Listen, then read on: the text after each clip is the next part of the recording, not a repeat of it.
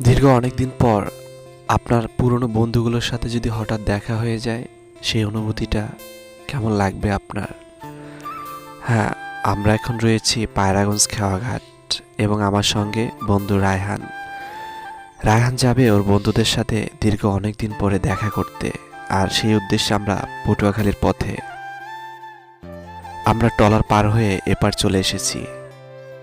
আমরা এখন যাব পটুয়াখালীর ঝাউবন। সবাই সেখানে আমাদের জন্য অপেক্ষা করছে।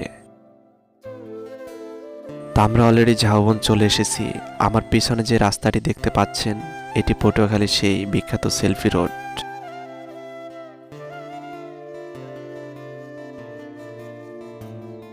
তো সকলেই এখানে রয়েছে। এরা সবাই হচ্ছে রায়হানের বন্ধু, জামান ভাই, তারেক ভাই এবং সজীব ভাই। সকলে এখানে ক্যামেরা হাই দিয়ে দিল। আমি বাদে তারা সবাই বাংলাদেশ পুলিশে চাকরি করে। তা আমি একটু ঝাউবনের সৌন্দর্যগুলো আপনাদেরকে ঘুরে দেখাই। এটি হচ্ছে পটুয়াখালী শহীদ মিনার, আর এই সেই আপনাদের সেলফি রোড, ভাইরাল জায়গা।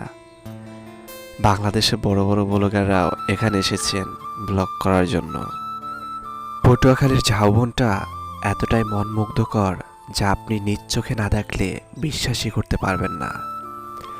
তো আমি একটু এই সৌন্দর্যগুলো আপনাদেরকে ঘুরে দেখাই। ঘুরতে ঘুরতে আমরা অনেকটা ক্লান্ত, তাই আমি এবং বন্ধু রায়হান একটু লেবুর শরবত খেয়ে নেব। মামা আমাদের জন্য খুব সুন্দর করে লেবুর শরবত তৈরি করছেন।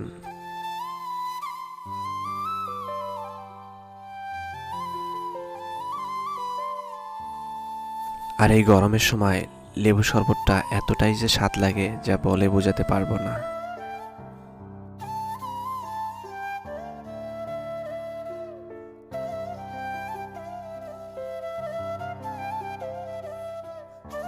লেবু শরবতটা খেতে অসাধারণ লাগছে।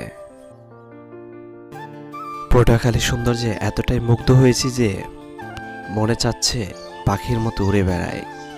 তো জামান ভাই এখানে ফোনে কথা বলতে ব্যস্ত, আর রায়হান তার বন্ধুদের সাথে আড্ডা দিতে ব্যস্ত।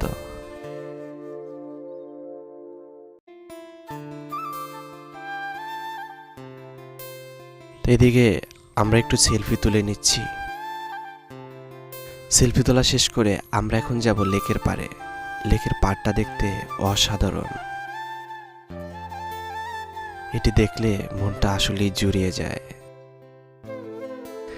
এ যেন এক ঝাঁক সাদা হাঁস পানির ওপারে ভেসে আছে। ঘুরতে ঘুরতে আমরা অনেকটাই ক্লান্ত, তাই আমরা একটু নাস্তা খেয়ে নেব। নাস্তার জন্য আমরা নিয়েছি রুটি, মিষ্টি এবং দই। তো নাস্তা শেষ করে আমরা এখন যাব লেবুখালী ব্রিজটা ঘুরে দেখার জন্য। এই হচ্ছে লেবুখালী ব্রিজ। ব্রিজটা দেখতে এতটাই সুন্দর যে যা দেখলে আপনার মনটা জুড়িয়ে যাবে। একটা ব্রিজও যে এত সুন্দর করে তৈরি করা যায় যা আপনি নিজের চোখে না দেখলে বিশ্বাসই করতে পারবেন না। তো আমরা একটু এখানে বসে আড্ডা দিয়ে নিলাম। নদীটার সৌন্দর্যটা আপনাকে মুগ্ধ করবে। তো অনেক রাত হয়ে গেছে, সবাইকে বাসায় ফিরতে হবে। তাই আজকে এই পর্যন্তই। সকলে ভালো থাকবেন, সুস্থ থাকবেন। আল্লাহ হাফেজ।